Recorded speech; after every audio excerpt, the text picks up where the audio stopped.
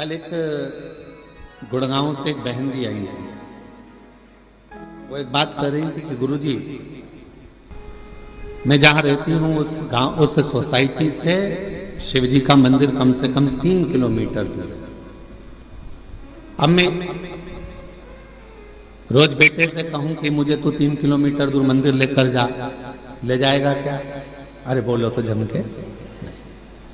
मैं अपने पति से कहूं कि तू 3 किलोमीटर दूर मुझे मंदिर लेकर चल, रोज रोज ले जाएगा क्या?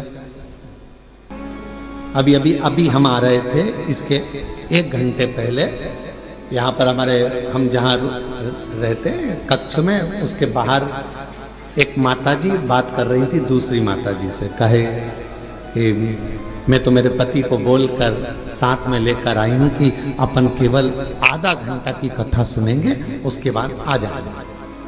हम कल से आए हैं और कल हमारा पति यहाँ आया और कहने लगा चल अपन यहाँ से फिर चलते हैं, चल चल चल। और उसने रात की जो आरती करी शाम की प्रदोष काल की, उसके बाद हमारा पति हमसे बोला अब तो पूरी 5 दिन की सुन के ही जाए।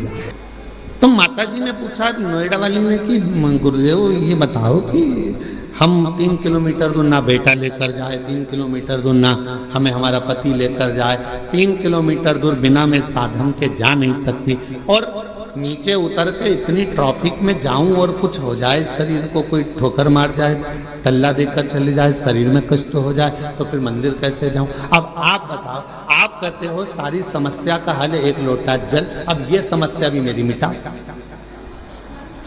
ये भी समस्या। अब तुम बताओ कि मैं जाऊं तो जाऊं कैसे?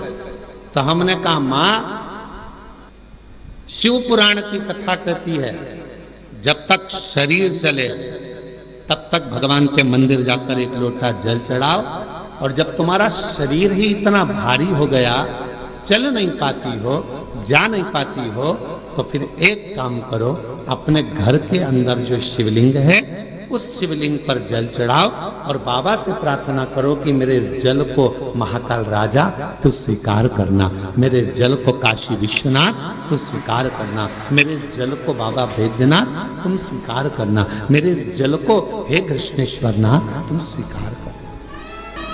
वो स्वीकार करे। बचपन में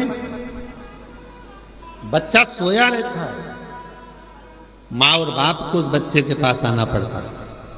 बच्चा जब बड़ा हो जाता है, उसे भूख लगती है, प्यास लगती है, तो वो अपने माता पिता के पास आता है। शिव महापुराण की कथा कहती है जब शरीर में कष्ट है, रोग समाहित हो गया, पूरा शरीर शिथिल हो गया, आप मंदिर नहीं जा सकते, तो एक काम करो, घर में जो शिवलिंग है उस पे जल चढ़ाकर आचमन करो, और अगर इतना भी नहीं चल सकते हो तो पलंग पर भी अगर पड़े हुए हो तो मानसिक पूजन करो। आज मैंने भोलेनाथ जी को जल चढ़ा दिया है, बाबा मैंने आपका जल चढ़ा हुआ पी लिया है। श्री शिवाय नमस्तुभ्यं, श्री शिवाय नमस्तुभ्यं, श्री शिवाय नमस्तुभ्यं, श्री शिवाय नमस्तुभ्यं। बाबा मैंने जल चढ़ा दिया, बाबा मैंने आचमन कर लिया, पलंग पर पड़े, शरीर नहीं चल पा रहा, आप अपने कमरे से निकल भी नहीं पा रहे हो, कहीं जा भी नहीं पा रहे हो, तो भी उस शिव को याद करो, उसका भजन करो, उसका स्मरण करो। तुम नहीं जा सकते तो क्या हुआ, तुम्हारे भक्ति के बल से एक दिन कुबेरेश्वर बाबा तुम्हारे दरवाजे तक जरूर पहुंचेगा, तुम्हारे घर तक जरूर पहुंचेगा। आप जाओ उस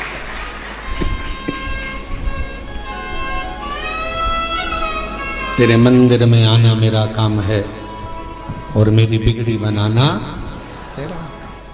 तेरी चौखट तक मैं आ ही गया, मुझे दर्श दिखाना तेरा। हम शिव के करीब हमें पहुंचे। जरूरी नहीं कि आप मंदिर तक जाएंगे, जरूरी यह है कि आपका विश्वास, आपकी दृढ़ता, आपकी श्रद्धा, आपका भरोसा एक ना एक दिन मेरे कुबेरेश्वर बाबा को तुम्हारे घर तक लेकर जरूर आएगा, तुम्हारे दरवाजे तक जरूर आएगा।